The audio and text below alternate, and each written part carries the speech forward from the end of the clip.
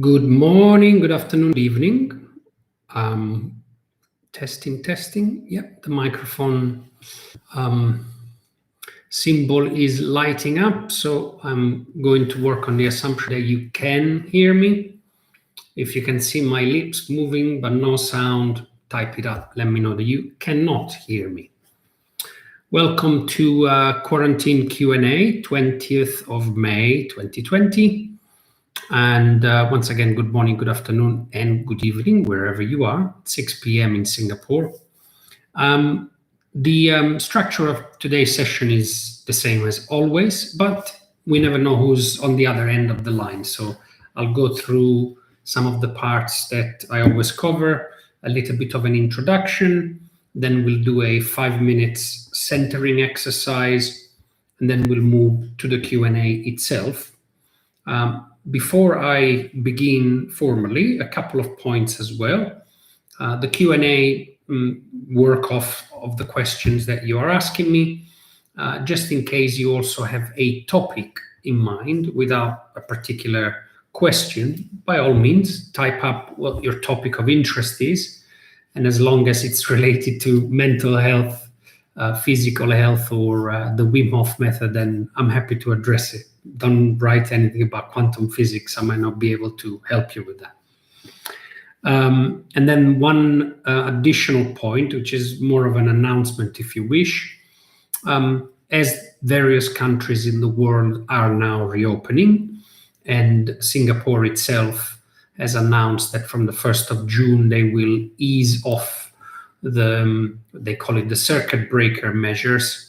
Then next week, Wednesday, 27th of May, will be the last Q&A session. And then if there's requests coming for something additional post-quarantine, maybe a different format, maybe different approach or topics, then I'm happy to revisit it. I'm happy to start something. But for now, given that this is about the quarantine and the lockdowns, given that we're going back to normal life, then it seems appropriate that after the last one next week, it'll be done. So a little bit of an introduction. Quarantine Q&A with Dr. O started now maybe a month and a half ago, I'm not exactly sure, out of the desire to do more. The story very simply goes that I, like most businesses and most professionals, had to close the shop, let's call it, whatever the nature of the business. Mine is a mental health counseling clinic. And I was at home, I am at home, working with clients online. And, you read the news and you see all these people around the world doing as much as they can to help. And while my profession is one of helping people, I felt that there was more I needed to do.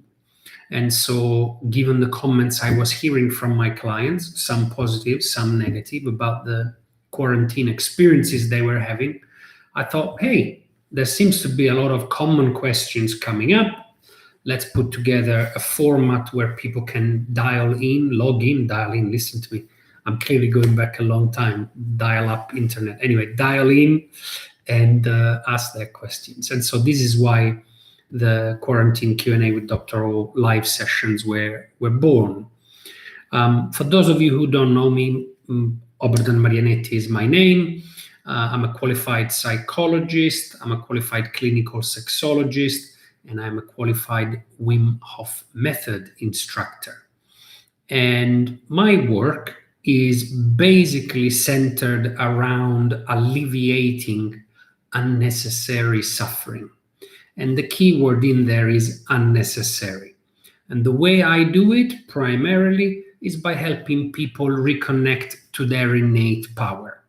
The power that is there, often hidden, often sitting dormant, but in my experience, basically always there, ready and available to shine and blossom and come to life.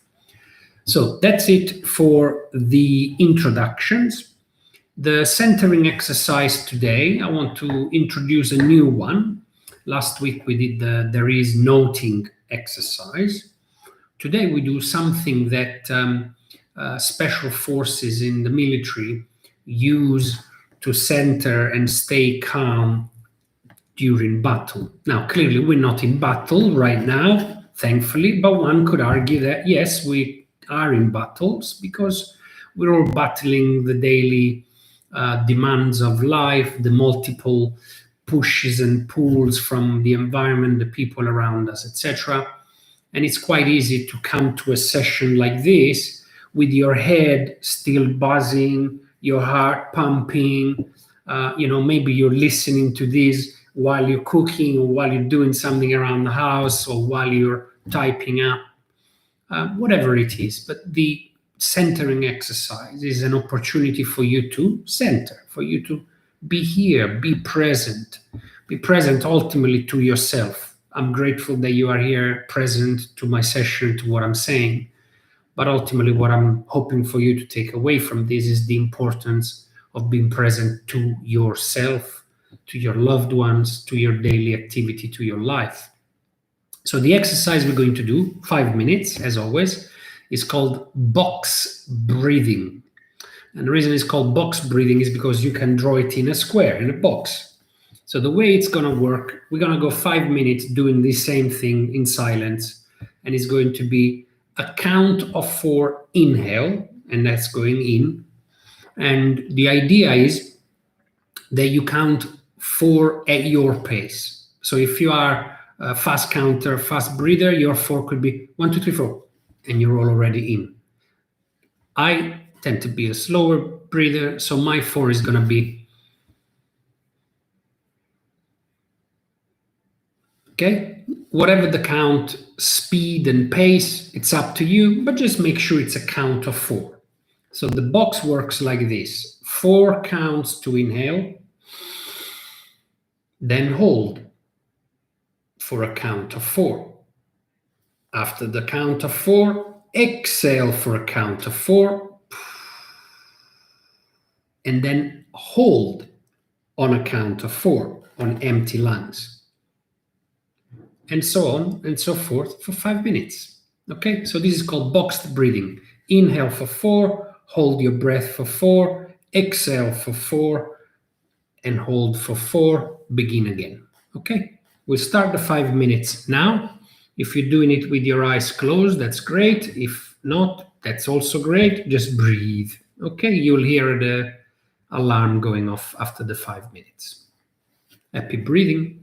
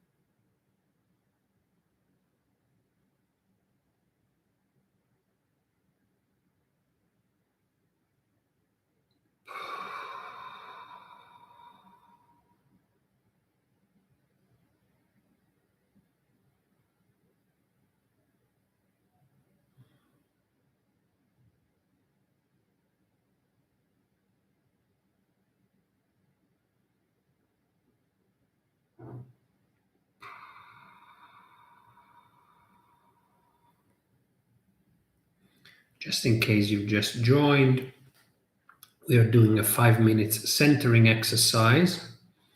And today we're doing what's called box breathing. And basically, what we're going to do for the 5 minutes is to breathe in for a count of 4 at your own pace of 4. At the top of the 4, hold your breath for a count of 4. After a count of 4, exhale for a count of 4. At the bottom of the exhale, hold your breath for a count of 4 and begin again.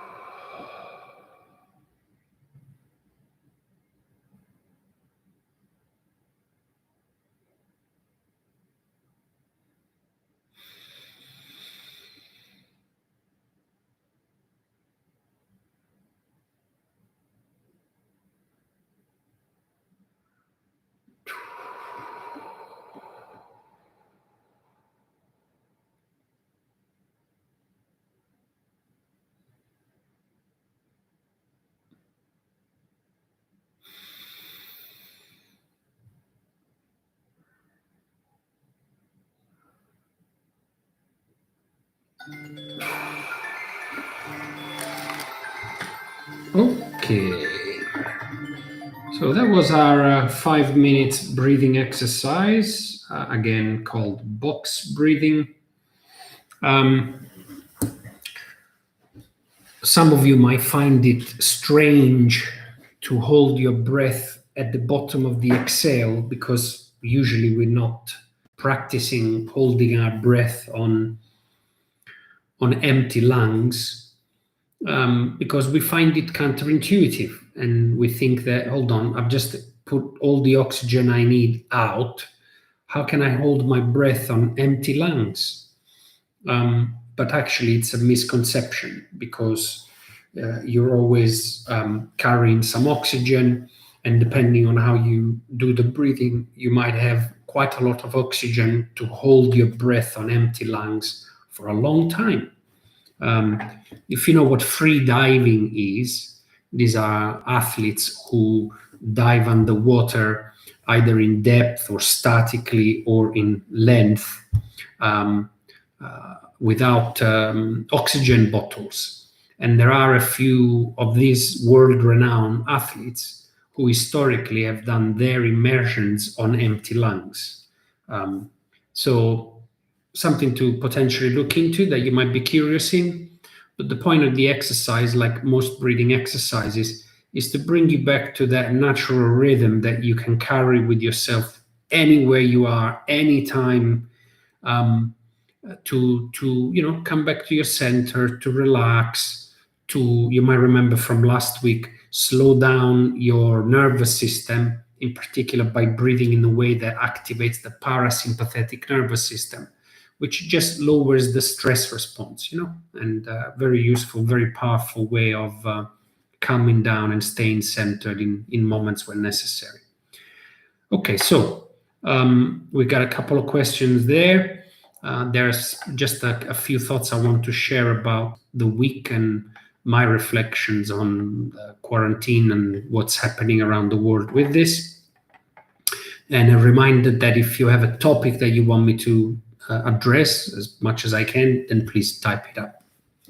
So I'll read the questions.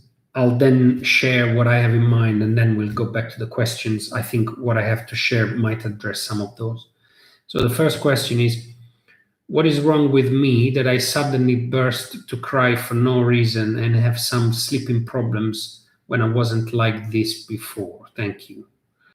And the second one says, how can we manage fear?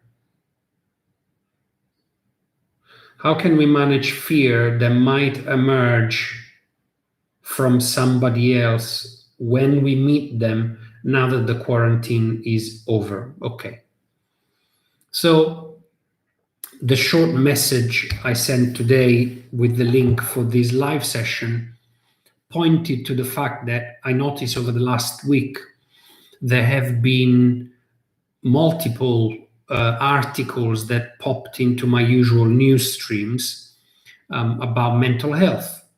Now, it compared to the previous weeks, given that I pretty much always read the same news feeds, news channels, it was an obvious difference this week that there seemed to be more about mental health.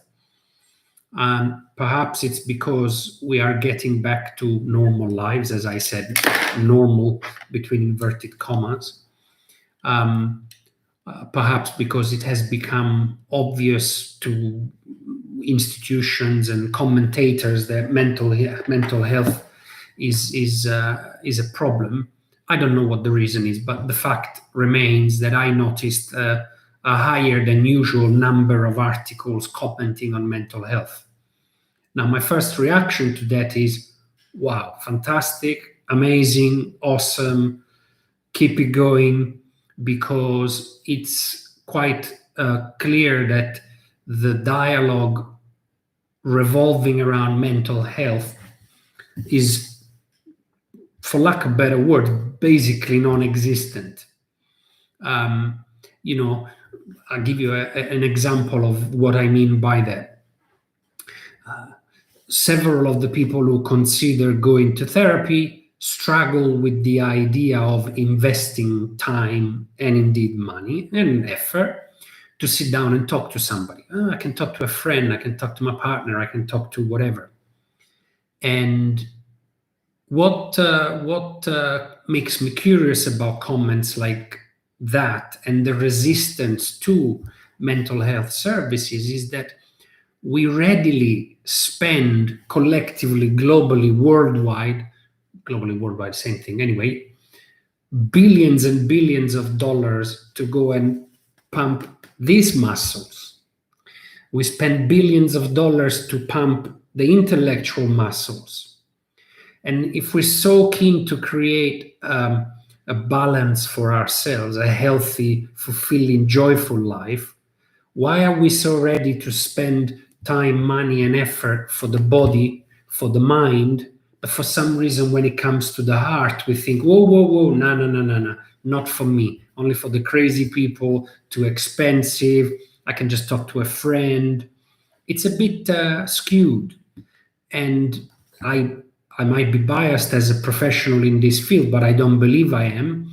I believe that deep down everybody resonates with a healthy spirit, a healthy emotion, a healthy soul, being better at home with a healthy mind and a healthy body. I think everybody can resonate with them when they feel it, when they sense it. And so we might question why, therefore, there's so much resistance, there's so much stigma attached to mental health.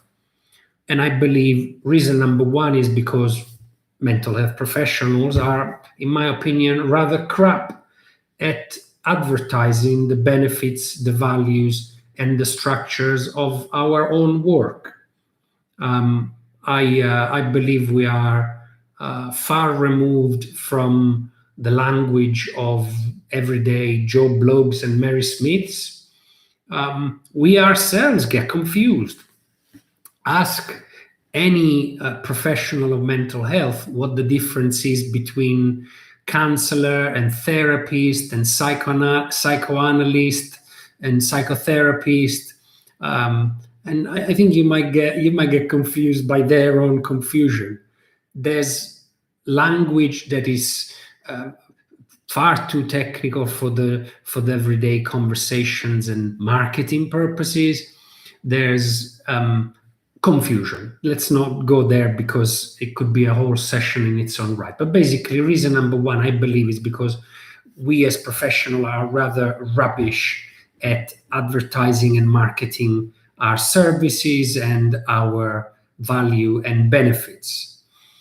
Reason number two is because, well, historically, the mental health services have had stigma attached to the fact that certain types of populations or segments of the population were referred to mental health services and received such services. The third reason, I believe, is because it's a fairly new discipline. If we're looking at psychology, counseling, therapy as disciplines in their own right, and for somebody like me who enjoys a scientific based approach to knowledge work and services, then we're a relatively young discipline, 50, 100 years, depending on which way you cut the cake. So bottom line is, we don't necessarily talk enough about mental health, and I'm delighted that this week there was more dialogue on the media.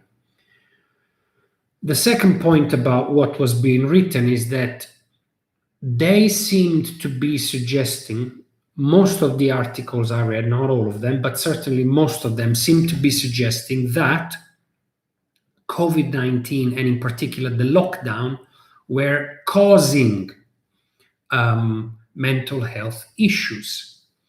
And while I agree that there is a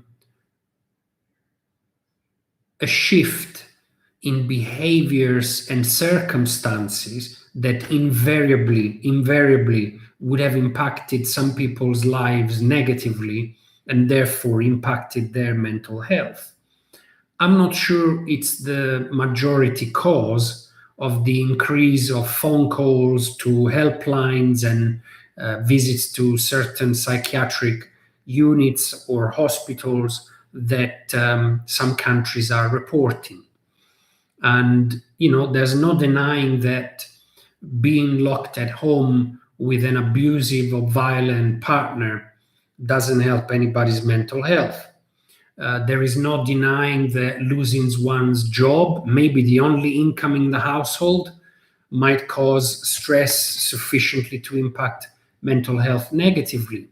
There's no denying that being at home with an alcoholic parent or parents might not be ideal for balanced mental health. So I want to acknowledge that certainly COVID and the lockdown have impacted us generally in ways that it's easily understandable and imaginable, having impacted mental health.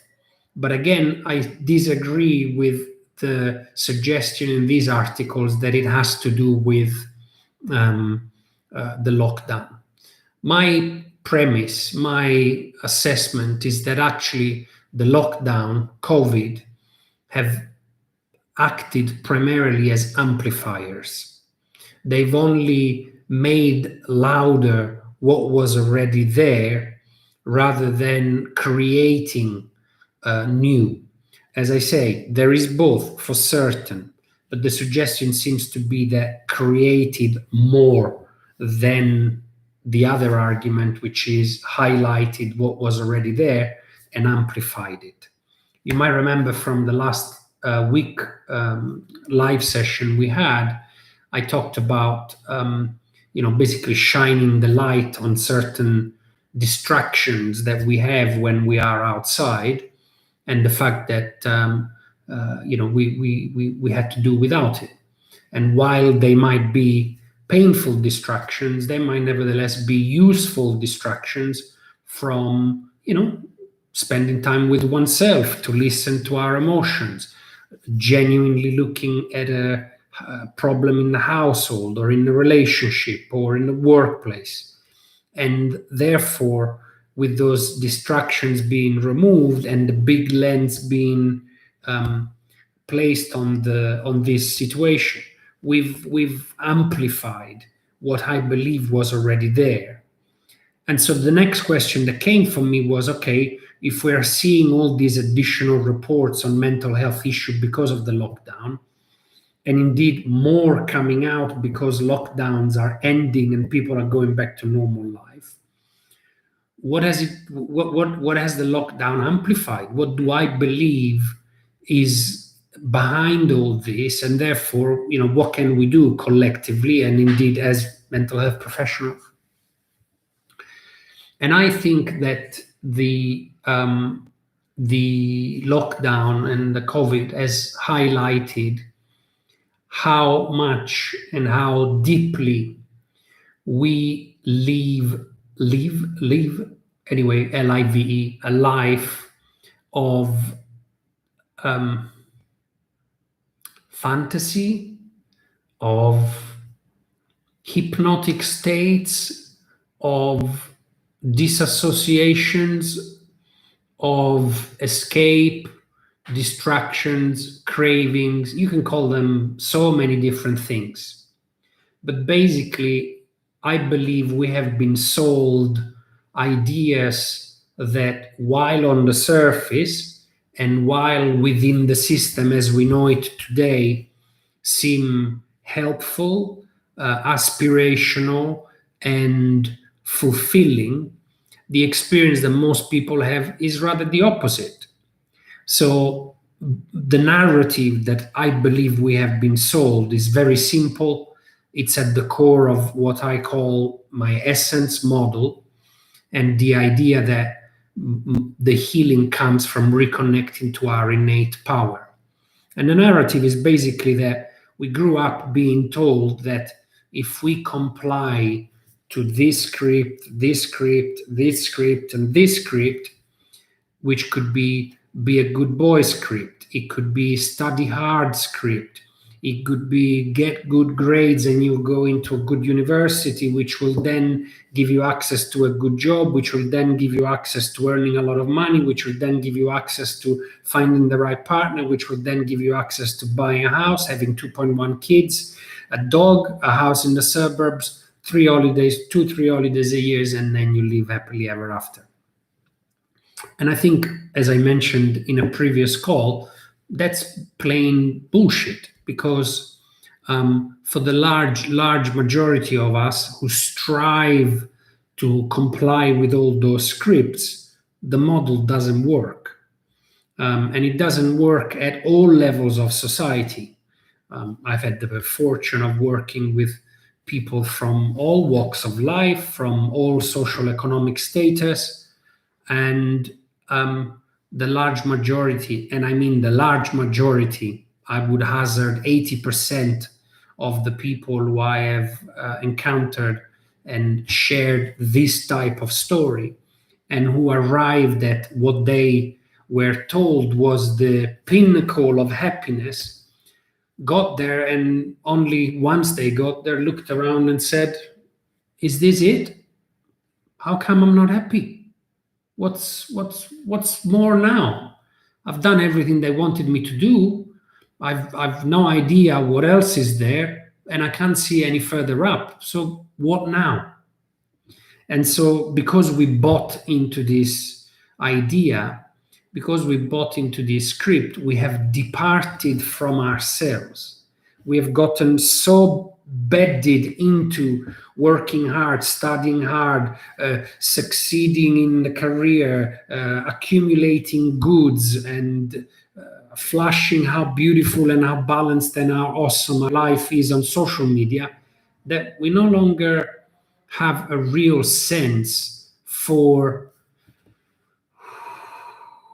breathing, slowing down,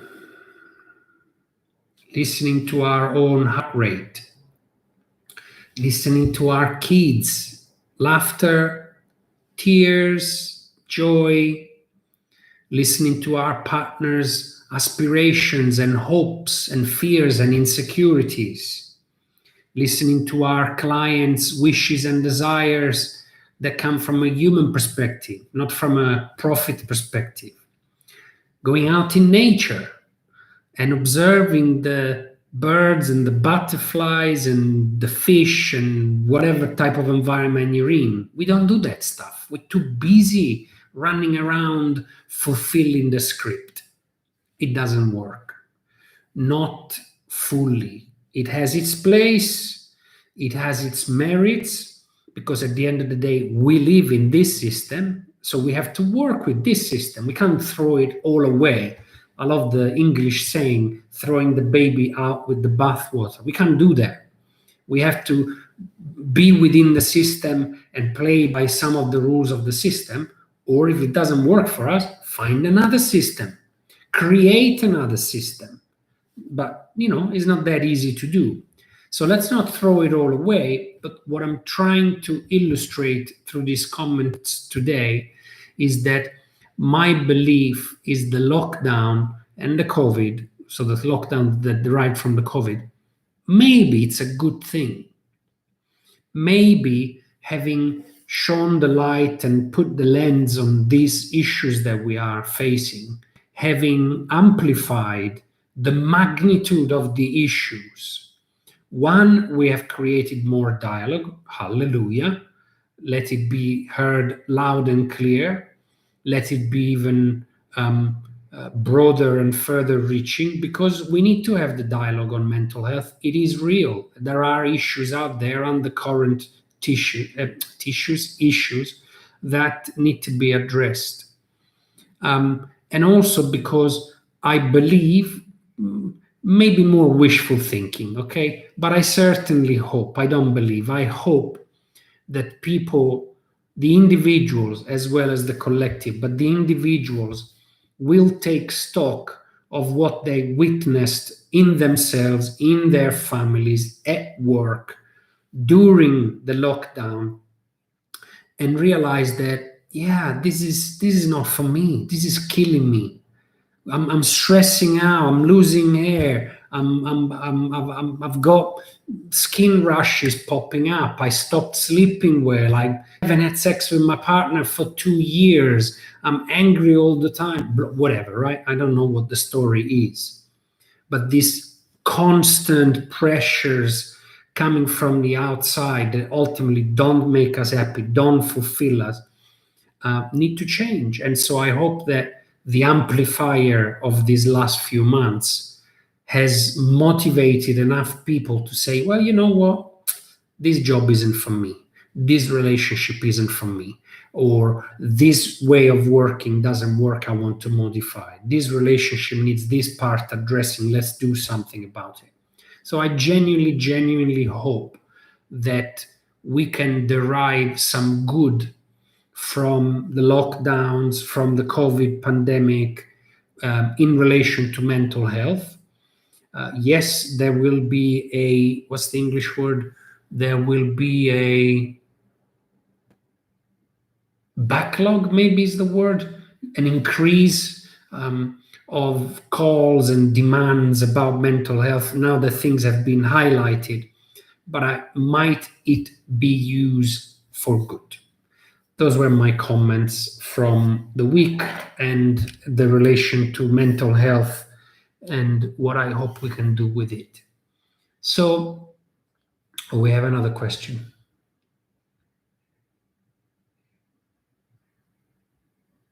Okay. So I'm going to address the three questions we have there. If you have comments on what I just said, by all means, or questions indeed, type them up. And as I go along answering those questions, if you again want to have comments or other questions, just do so. So what is wrong with me that I suddenly burst to cry for no reason and have some sleeping problems when I wasn't like this before? Thank you.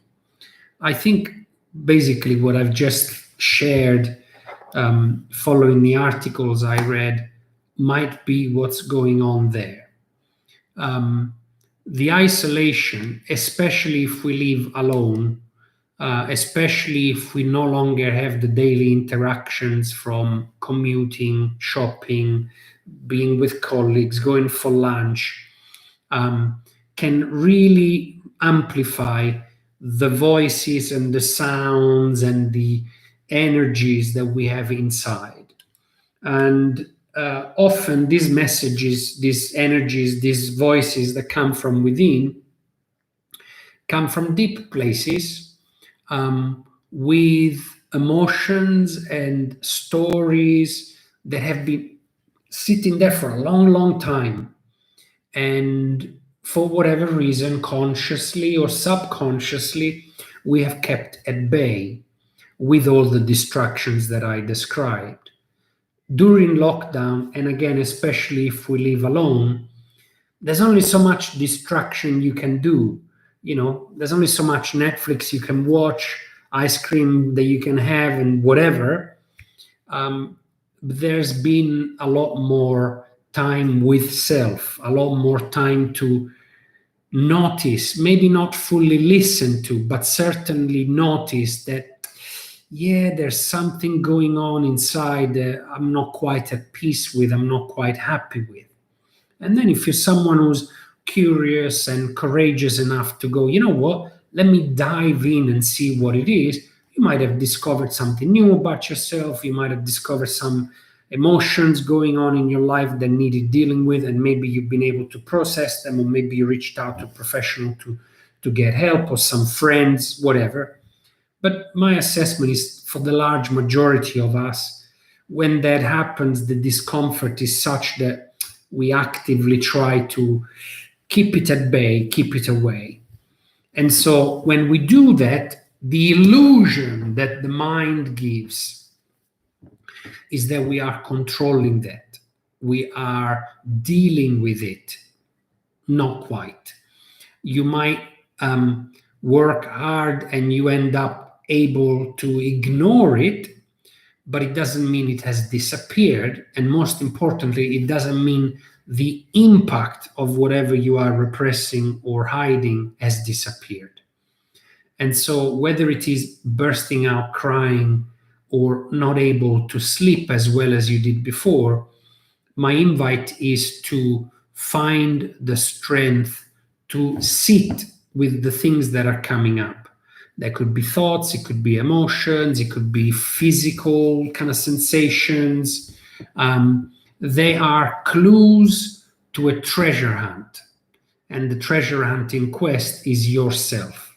You are the treasure. Your power is the treasure. Your potential to blossom is the treasure. And so if you follow these clues, you might find the treasure.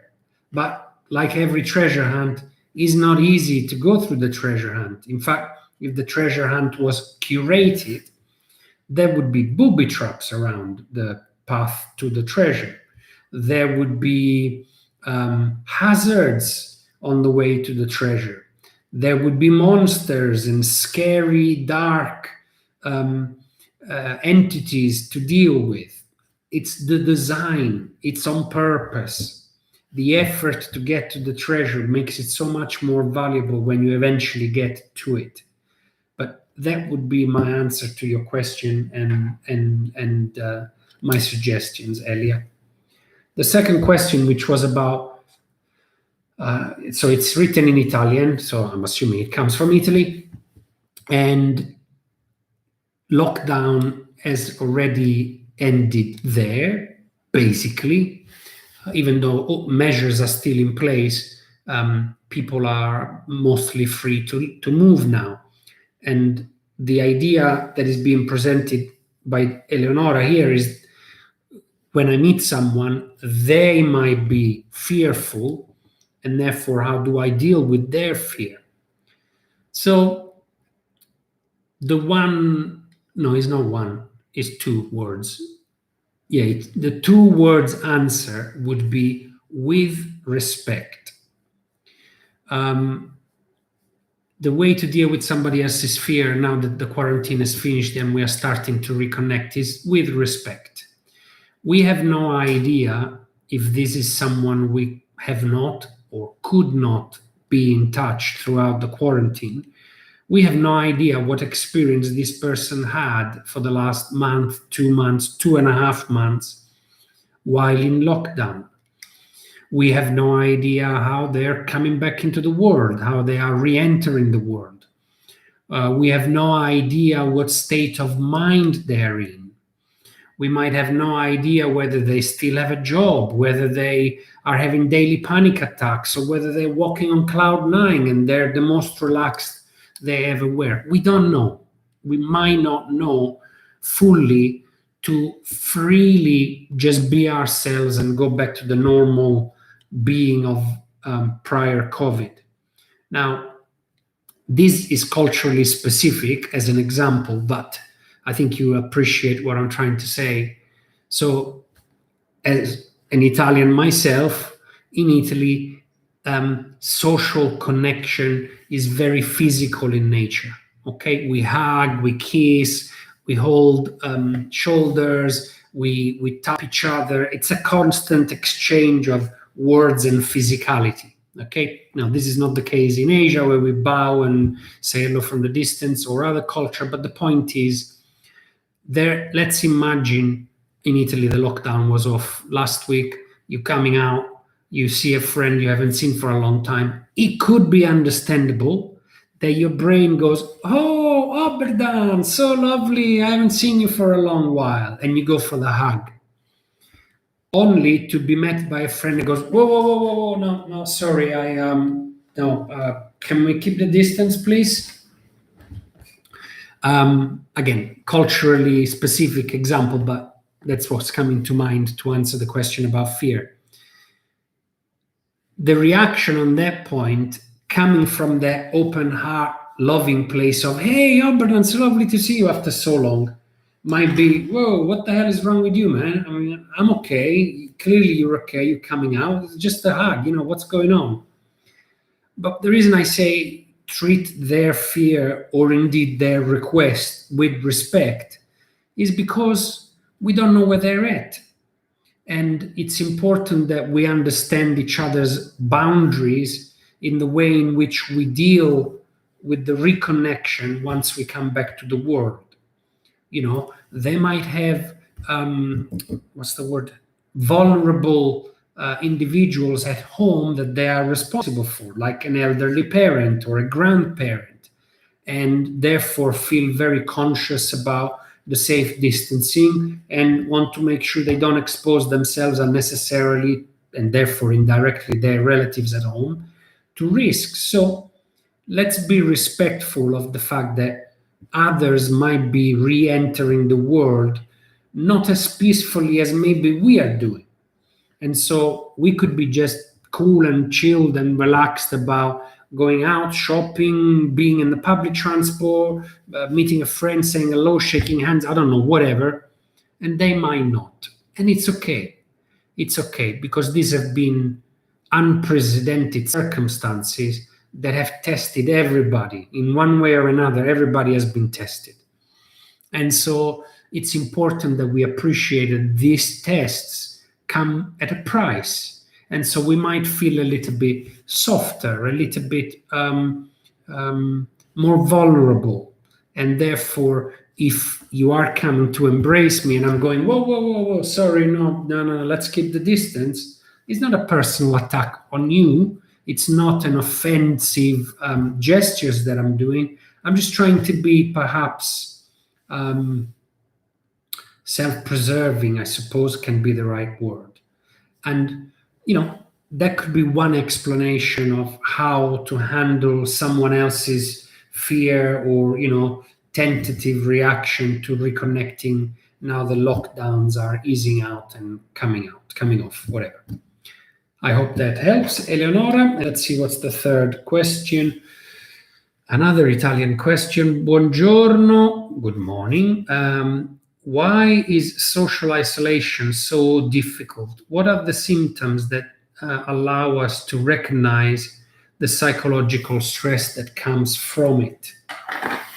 The easy answer to the first part of the question is that social isolation is so difficult because at heart we are social beings. We survived the number of millions of years on planet Earth and evolved to today. Look at us talking in a machine, a piece of plastic and metal with some glass, and reaching you wherever you are. So we evolved to this because one reason. What's the reason? Can you guess what I'm talking about? We evolved and survived for so long because we collaborated. All right, there is no one today or in the history of humankind that is so smart, that is so physically powerful, that is so spiritually enlightened, that alone did survival of the species, created alone the Mac computer that allows us to talk to each other, the internet, penicillin, HIV virus medication, the microscope, the telescope. Do you see what I'm saying? We have arrived where we are because we are social beings and we have collaborated. And so our existence today, as in forever, thrives on connecting with others, creating shared meaning and purpose in the way we connect. Doesn't matter what the domain, okay? It could be love, it could be creative, it could be arts, it could be engineering, it could be medicine, it could be just being. We thrive when we meaningfully connect to others to walk a path together. Whatever the path and whatever the objective of that path. So being socially isolated is difficult because we don't have that opportunity to connect with others. The other reason why it's difficult is, I think, the theme that by now has become the norm of my answers, which is when we are socially isolated, we are forced to shine the light on us, because all of the distractions and the crutches we surround ourselves with disappear. They're not so many, they're not so frequent. And we then have to go and look at those painful places that we have worked so hard to hide, because we have been led to believe that those places, i.e., our inner essence, are not useful to the journey of happiness and success. So let yourself go. Forget what you need. Forget your talents. Forget what makes you happy. Forget what gives you energy. Just work hard. Deliver these objectives. We'll give you a bonus at the end of the year. Shit, I got the bonus. Why don't I feel so happy anymore? All right, I'll work hard. Next year, I'll have a bigger bonus. Damn, there is no bonus because COVID-19 killed our profits. But I worked doubly hard. Where is the promise of my bonus? I feel let down. It doesn't work. It's all a fantasy. Wake up. The happiness we are all looking for is in here. And when we find that connection, we can then do the next step of the recipe to make us happy, which is to meaningfully connect with others to deliver meaningful things, meaningful to us. Yeah, not to the government, not to the corporate animals, systems, beings, infrastructures. That's all fantasy.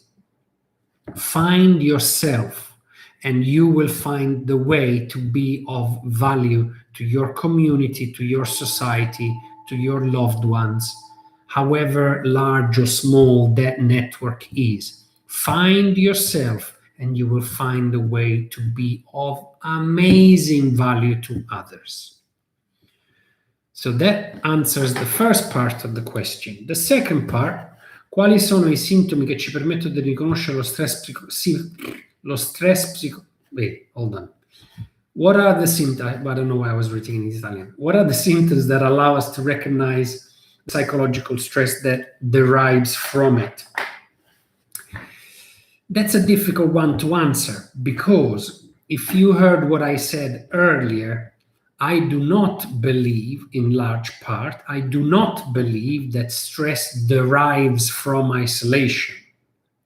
What I mentioned is that I believe isolation amplifies the issues that are already there. Therefore, what are the symptoms that we should pay attention to is not the consequence of the lockdown, is not only when isolation is taking place, is not some specific idea that I can correlate to being in lockdown as therefore a stress symptom that I should pay attention to. My answer to that question is much broader. Your life stresses are there all the time. Some little ones that are irrelevant, some little ones that are useful, some bigger ones that actually give you energy and motivate you. So remember, not all stress is negative. There is stress in life, and in fact, we need stress to live, LIVE, a successful life, a happy and fulfilling life. The problem with stressors that give the symptoms that Marco is suggesting are stressors that are too much, are the stressors that begin to impact us negatively, are the stressors that begin to make us lose sleep. So you're asking me for symptoms, there you have it. Are you sleeping worse? Are you sleeping same amount of hours, but you waking up stressed? Are you waking up during the night multiple times unexplained to go to the toilet, or because you're fidgeting, or because you have nightmares? Are you putting on weight? Are you losing weight? Are you feeling anxious? Do you find yourself you are losing your temper for something that actually you shouldn't lose your temper at all because you know it's absolutely meaningless?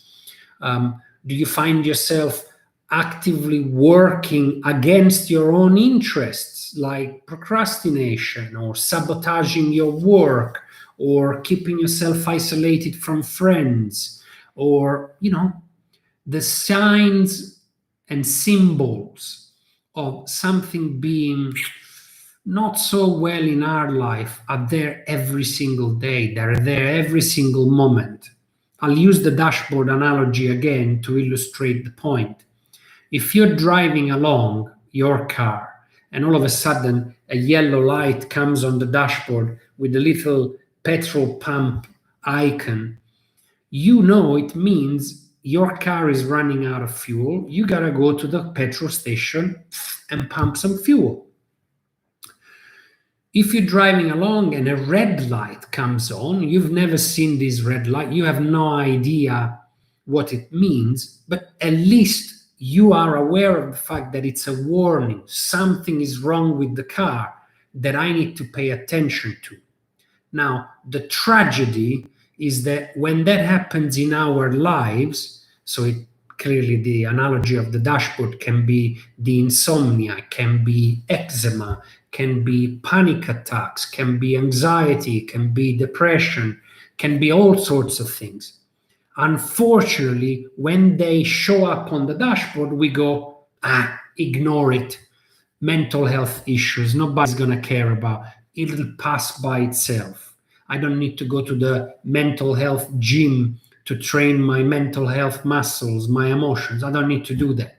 So we keep driving along. And before you know it, your emotional dashboard is like a Christmas tree with so many lights, so many symbols that you haven't got a clue what they mean, that have gone unaddressed. And now the system is in disarray. The equilibrium is completely gone. And now you feel depressed. And now you go to the doctor and they say, no worries, just take this medication, it'll all be fine. And then you feel better and you go, great, that's it. All I had to do was to take some medications. Now everything is fine. No, it's not. Your dashboard, your emotions, your sleep patterns, your thought patterns, your emotions patterns, your eating patterns, your social patterns, your spiritual patterns, they are all clues to your well being. And so, to finalize my answer to you, Marco, is the symptoms that you are looking for are clues that you have in everyday life. And if only we pay attention, then hopefully we can get the answers that we are looking for. My parents are battling COVID right now in Mexico. Way different government and health system than Singapore, but has been scary situation. Any advice to feel less fear with my family in Singapore? So I'm assuming that what you mean, Ardena, is fear about their situation in Mexico rather than fear about your family in Singapore. Um, yes, my recommendation for you is that when we consider, I'll use the acronym again, okay? So, jokingly, we say that fear, the word fear, stands for fake evidence appearing real. So, we see a clue, we bring it to our brain as evidence, and we say, yes, this is going to happen, and I'm fearful that it's going to happen, therefore I have to do something about it. So it creates a degree of fear and anxiety.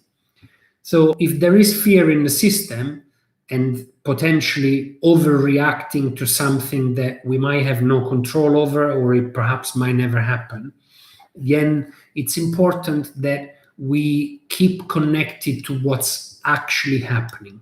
Now, in the example you shared about, oh, there's something else. In the example you shared about your parents in Mexico, then staying connected with them, checking in regularly, keeping an open dialogue, being open about fears and the emotions that everybody is experiencing would be a good way to hopefully allay the fear a little bit.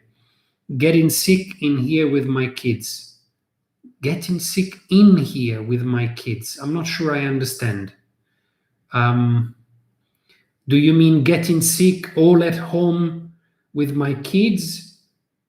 Driving me crazy? I don't know. Is that what you mean? Or do you mean getting sick in Singapore because of the COVID and the situation? I'm not quite sure what you mean. But I hope the first part, oh, here we go. Feel more vulnerable now that that hits my family.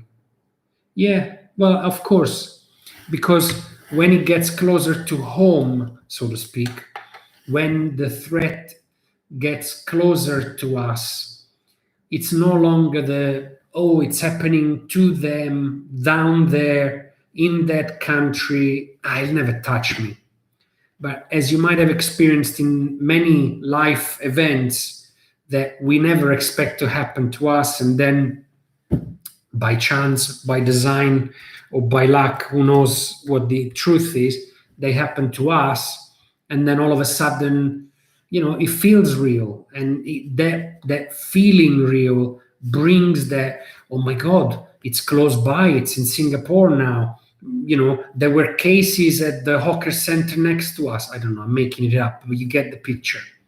And so a way of handling that fear is, again, staying close to what's actually happening so that you can catch your thoughts, which, like an avalanche, begins like a little ball of snow, and then it catches its own momentum. Before you know it, the whole mountain of snow is coming down. A lot of the times, the way fear catches us and takes over us is because we allow it to grow to places that it doesn't belong to.